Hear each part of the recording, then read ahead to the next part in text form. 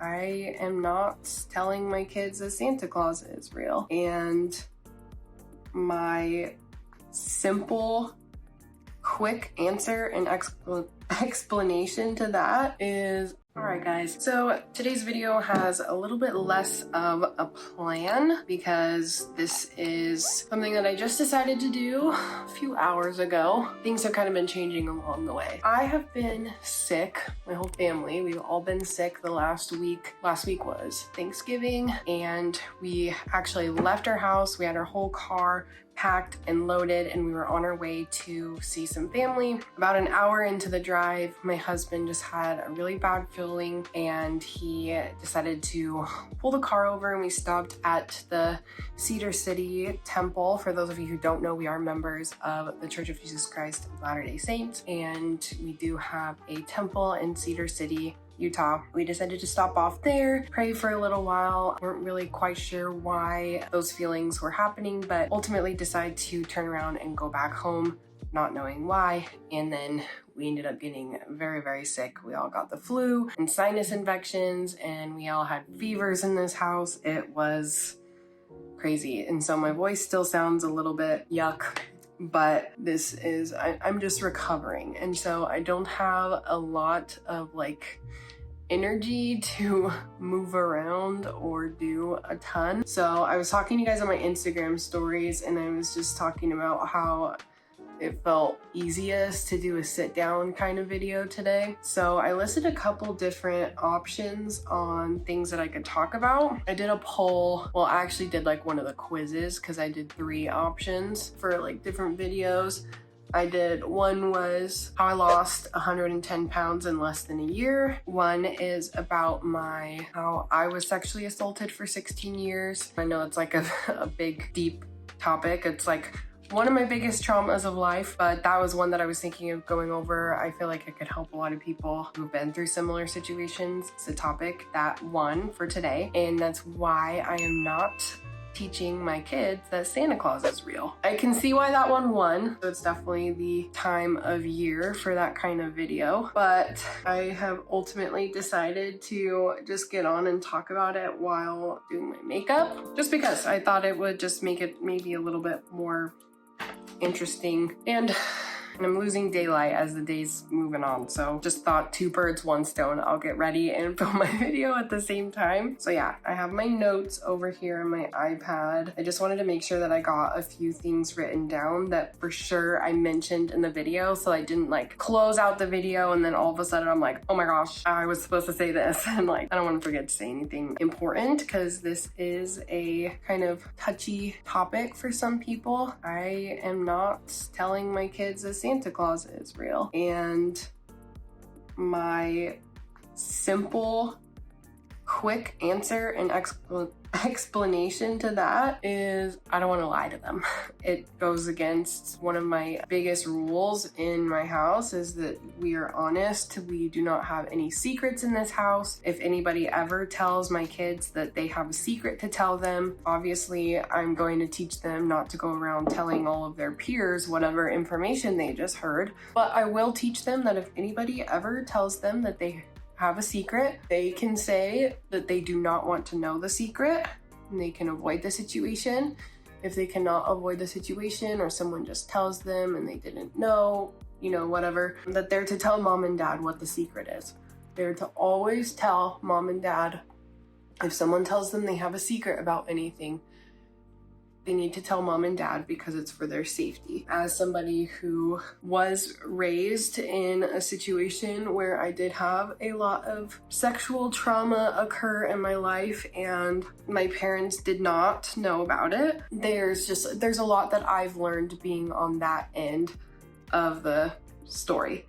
And so, yeah, secrets are not allowed, and if anybody tells them a secret, they need to tell mom and dad what it is so that I can make sure that they're safe, even if they think that it's something that is not that big of a deal, or if they're nervous, especially if it's something that makes them nervous or uncomfortable, they need to tell mom and dad. And so pretty much all of my rules as a parent, all of our household rules, because of course Colin is in agreement with everything, and he was not raised in a situation where he experienced any of the traumatic things that I did or really knew anybody who did. To have, you know, obviously married somebody who has gone through these things, he's definitely had a chance to learn a lot, and that's something he appreciates so much, especially having, you know, his own kids. He likes to know these things so that he can watch out for them as well. But everything, all of our rules and everything that we stand for is based around honesty. And if you guys missed my last video where I talked about parenting styles, you should definitely go watch it. I talk about the 5 different types of parenting styles. There have traditionally been 4, but there's a new one that's being studied that I talk about in that video. We do our best to follow the authoritative parenting method. So not authoritarian, it's authoritative. And that's the one that we strive to follow. And in that, we are striving to build and maintain relationships with our children, obviously, while keeping a parent-child boundary. It's not a friendship, but it is a mutual, you know, relationship built on trust. That's just not something that I can honestly do, telling my kids that there's a Santa Claus. Does that mean I judge any other parent who does teach their kids about Santa Claus? Of course not. I know that it's like a very popular thing practiced here in the United States. I guess almost everywhere, because it's supposed to be like Santa delivers presents to the whole world. But at least here in the US, it is, you know, almost religious. You know, I was raised to believe in Santa Claus, and so was my husband. And, you know, there's a lot of people who say that, you know, telling your kids that there's no Santa is destroying the magic of Christmas, which doesn't make any sense to me at all. I don't understand how not telling them that Santa is real takes away the magic of Christmas. I'm an adult, I know Santa's not real, and it doesn't take away the magic of Christmas. That's one of my favorite times of the year. I love it. So I was actually one who believed in Santa Claus for a really long time. I believed until I was about 10 years old. That was a really long time for, you know, that age group. You know, typically no longer believed in Santa, and I really, really did. And I thought that I had seen him myself. I had a dream that, you know, I could hear bells in the middle of the night, and I woke up and I like crawled to the top of my stairs, and I could look downstairs and see like Santa glowing in front of the Christmas tree and putting presents down. And I just remember vividly seeing this. You know, obviously as an adult, I know that it was a dream.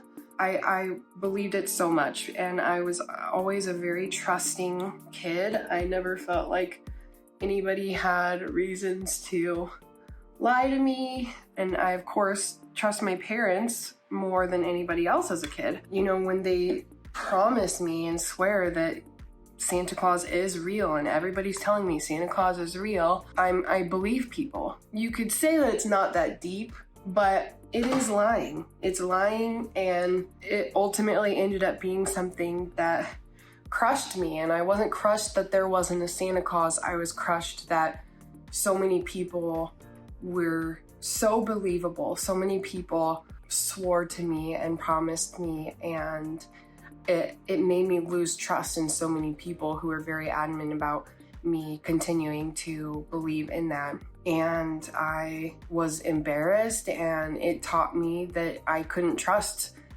all of these people because they would swear and promise me that, you know, Santa Claus was real. I never forgot it. I have distinct memories as an adult to this day of very specific people in my life and them spending like the whole Christmas season, year after year after year, convincing me that Santa was real. And it's not just one lie, because it turns into lie after lie after lie, and everybody has all of these questions, and you have to make up a lie for every single question that they have. I just don't see the purpose in it. If you really think about it, so many people just kind of look at it as this extreme thing. I don't personally know anybody in my life who has told me that I know of who also practices this same parenting method, or I guess it's not a parenting method, but I don't know anybody personally who teaches that Santa Claus is not real to their kids, especially having little kids. I know of plenty of people on the internet. There's tons of Reddit threads and there's YouTube videos, and there's a few YouTube moms that I watch, and they haven't made designated videos for this specifically that I know of, but they've definitely talked about it in quite a few videos. Milena Ciciotti, I think is how you say her name, is one of them. She's my favorite. I watch her probably the most, her, and I watch Olivia Zappo. I'm not sure if she teaches that Santa Claus is real or not. So I know plenty of people online who do stuff like that, but I haven't met anybody personally. And it's just such a silly thing to me. Like, not silly that someone would choose one way or the other, but silly that people can be judgmental towards me, thinking that like I'm some type of like bad parent or something for choosing to not tell my kids that there's Santa. I mean, to me, it's no different from like Disney princesses and Mickey Mouse. Like, they know that they're characters on a movie. If they think that they are real people, that's something that they came up with on their own. That wasn't something that I told them, and I'll be sure to tell them that, you know, they're characters, they're not real people. They're people who made up the stories in their head, and they created these stories, and they got people, to actors and actresses, to create these films. But they're so much fun. It doesn't take away from the entertainment. It doesn't take away from any of that. I'm an adult and I love Disneyland. Still to this day, I've loved Disneyland since I was little. I never believed that Mickey Mouse was a real mouse talking person. I never believed that, you know, all of these characters on TV who are like animals, or Tom and Jerry, I never believed that they were real.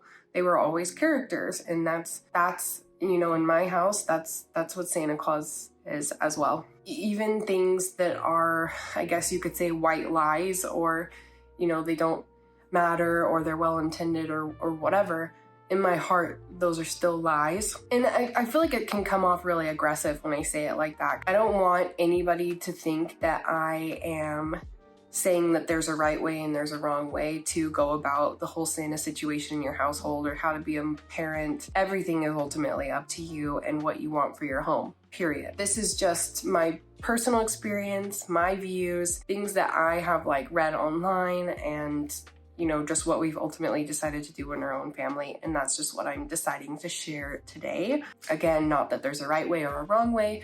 It's just, I'm telling the way that I'm doing it, and I'm also recognizing that it's very different from most families. Something I do want to mention though is I don't want my kids to, I mean, I can't really help what happens and what, you know, kids do. Kids are there's only so much that we can have control over as parents, and only so much that we should have control over. In an effort to not have my kids be the one to, quote, ruin it for the other kids, I'm definitely going to do my best to teach them that not everybody has the same beliefs. And this isn't just in regards to Santa, this is in regards to life and religion and everything. We all have different beliefs in this world, and it's important to respect others' beliefs and not, you know, tell them, you know, you're wrong and I'm right, and, you know, my way or the highway is not the way to treat people. Just as I will do for my children,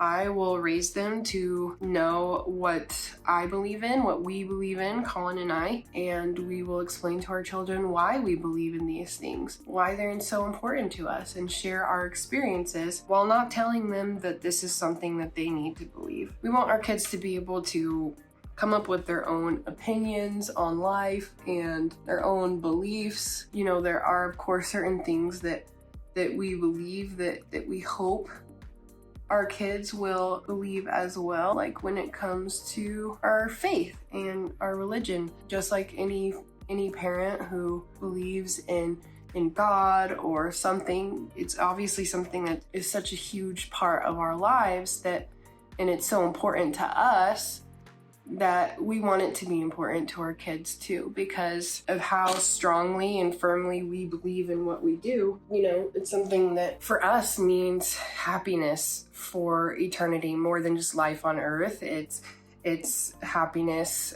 as a family forever and ever beyond time on earth. In that, I of course want my children to experience these things with me. I want them to believe what I believe and what we believe because of how happy it makes me and because of how beautifully my faith has affected my life. I want that for my kids, but I could never force that on them. That's not my job. My job is to be an example to them, and I can only hope that whatever path they go down in their life is one that's going to bring them great joy, success, whatever that word will mean for them, because that word is different for everybody. I know that was kind of like a ramble and it turned into like a whole faith and belief system, but it goes along with believing in Santa Claus. Just because I will be telling my kids right up front that Santa Claus is not real. I already tell them, they're 2 and 3 years old, and I already tell them right now when we talk about Santa, I always just say that I always tell them that he's just pretend, huh?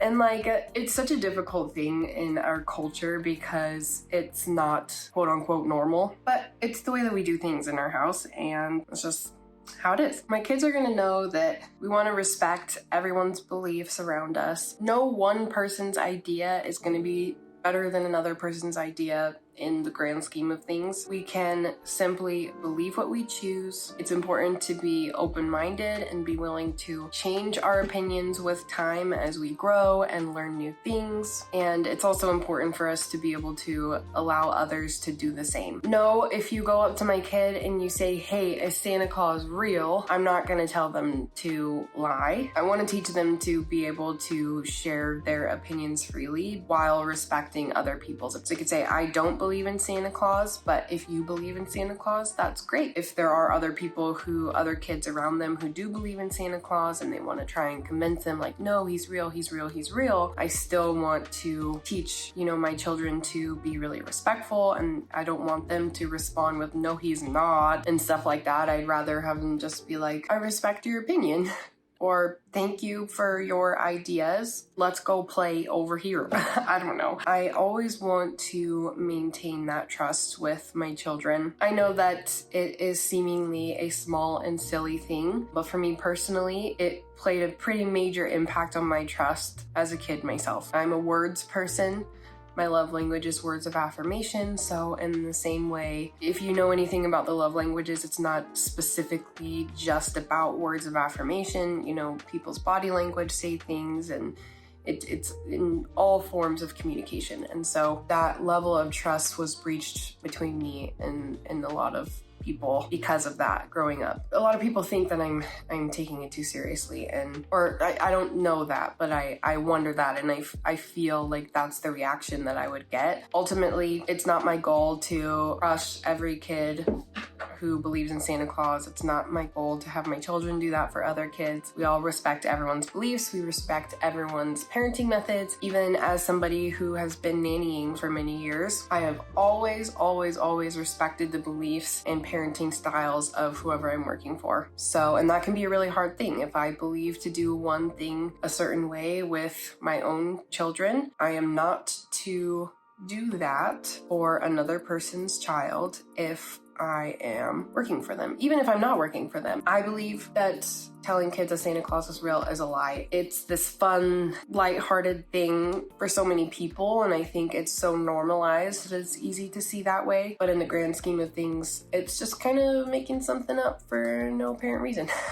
And the magic of Christmas can be there without Santa being real. Santa being a character, the magic of Christmas is here for all of us adults who know that he's not real, and there's no reason that it shouldn't be that way for kids either. And there's no reason that our kids should ever feel like they can't trust us, because you might think that something as small as, promising them that Santa Claus is real isn't a big deal in the grand scheme of things, especially as they get older and they're gonna know like, oh, everybody believed in Santa Claus as a kid, or everybody's parents said it. I also will never forget the way that I felt with the amount of times that I was told Santa Claus is real, and the way that it was told to me, and how pressing it was for everyone to have me continue to believe, and the sincerity negativity that I felt from people's hearts in telling me was pretty crushing. I just don't want that with my children. I want my children to know that they can come to me about anything. I think if your child is old enough to ask you, they're old enough for an age-appropriate answer. And that can go into a whole bunch of other topics.